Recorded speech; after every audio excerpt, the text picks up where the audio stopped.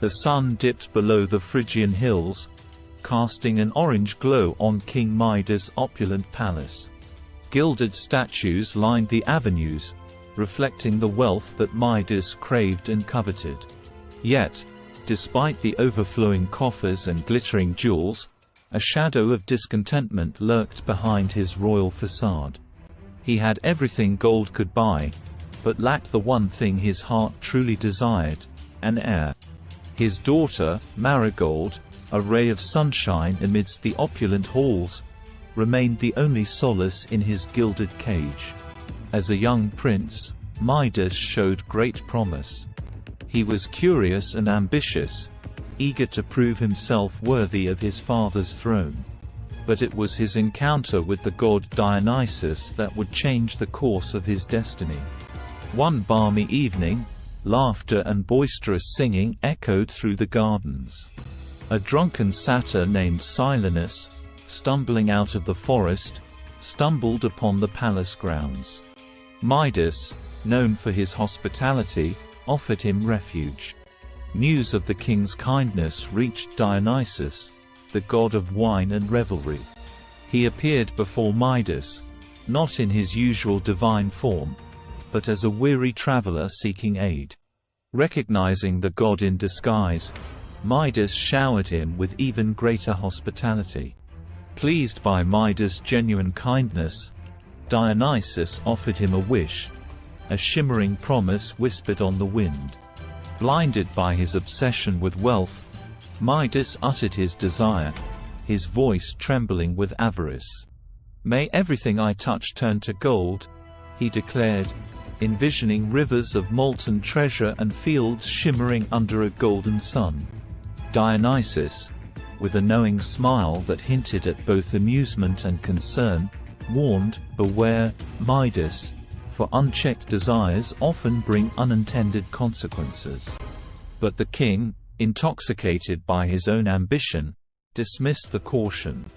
The god, with a sigh, granted the wish, leaving behind a lingering scent of grapes and a sense of foreboding.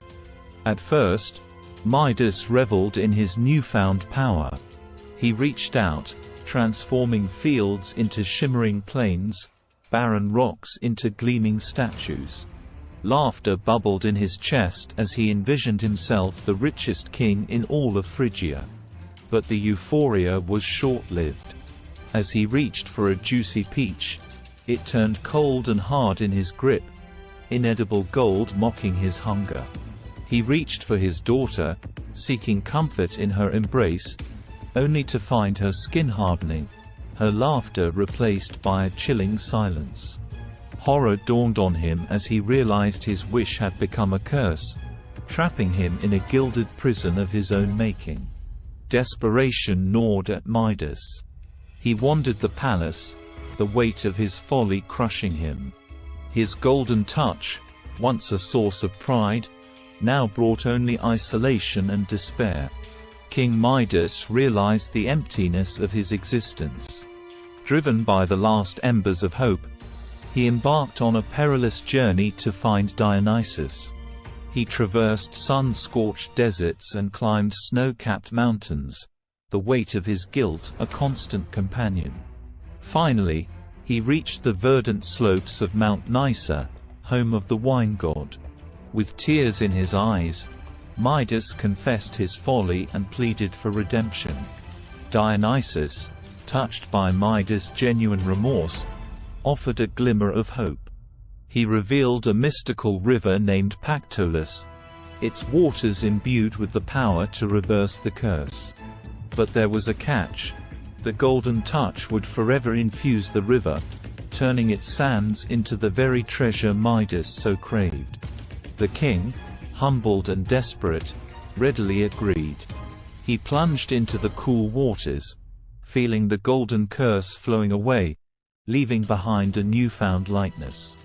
He emerged, no longer adorned with the Midas touch, but with a heart heavy with regret.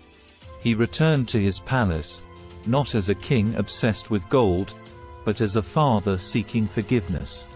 Marigold, her form partially returned to its natural state, greeted him with a newfound respect, tempered with the memory of her golden imprisonment. And so, King Midas was freed from the curse of his golden touch, humbled by the experience and grateful for the second chance bestowed upon him. From that day forth, he ruled his kingdom with wisdom and compassion, knowing that true wealth lay not in material possessions, but in the richness of the human spirit. The story of King Midas serves as a cautionary tale, a reminder that unchecked desires can lead to disastrous consequences. But it also speaks of redemption, the possibility of learning from our mistakes and regaining what truly matters. Midas' legacy became the Midas touch, representing both immense wealth and its potential dangers. But for the king himself, true wealth was found not in gold, but in the lessons learned and the love regained.